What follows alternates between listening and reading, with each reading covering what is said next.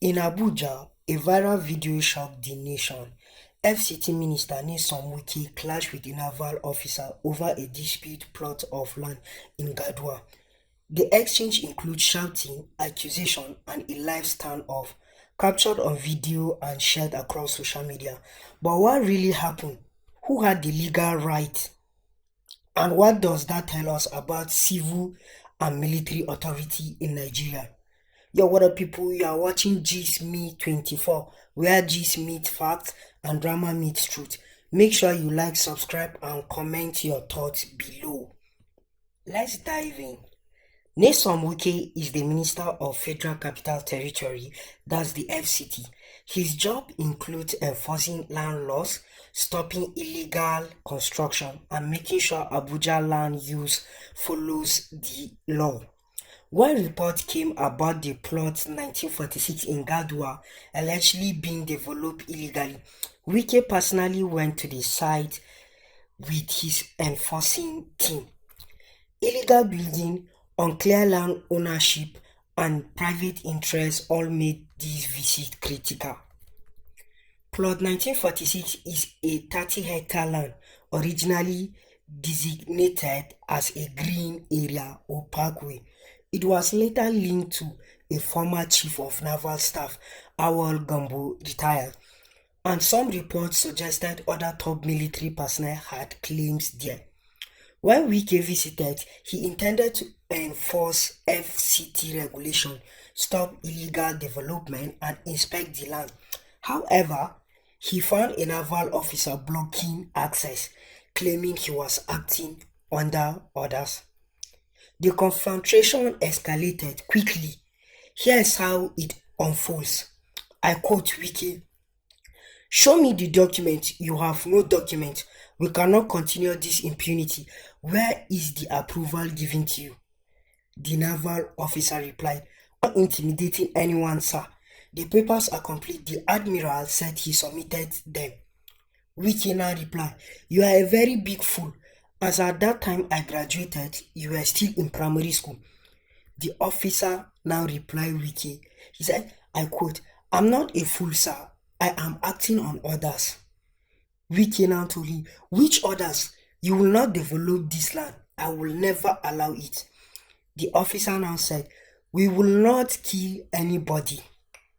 So, let's go to social media and hear what people are saying. The video quickly went viral. People debated who was right, who was wrong. Why was the naval officer blocking a government minister? So here is it. The defense ministry said the situation should have been handled through official channel and launch an investigation. Former chief of army staff Tukur Buratai warned that the military personnel must follow proper protocol and could not interfere in civilian matters without legal order. So the social media exploded. Nigerians were divided. Some supported Wike, saying the FCT must enforce the law, while others said the naval officer claiming he was obeying orders. Now, let's break it down legally. Let's talk about Wike authority, the civil law. The Land Use Act gives government control of land. In the FCT, the minister has authority to inspect every land, stopping illegal building, and revoke unauthorized development. Wike was acting within his legal power to enforce Abuja land regulation. 2. The Naval Officer Authority and the Military Law. Under the Armed Forces Act, military personnel must obey orders and protect official property, but the law does not allow officers to act as private guards or block lawful civil enforcement. Nigerian Constitution, Section 218, military must stay out of civilian matters unless officially deployed. If the officer orders were private or informal, his actions may be illegal under the military law. So the conflict between civil and military authority. The standoff shows a civil-military boundary problem. Civil authorities enforces law. Military personnel must follow chain of command. When a soldier blocks a minister, it risks rule of law violation.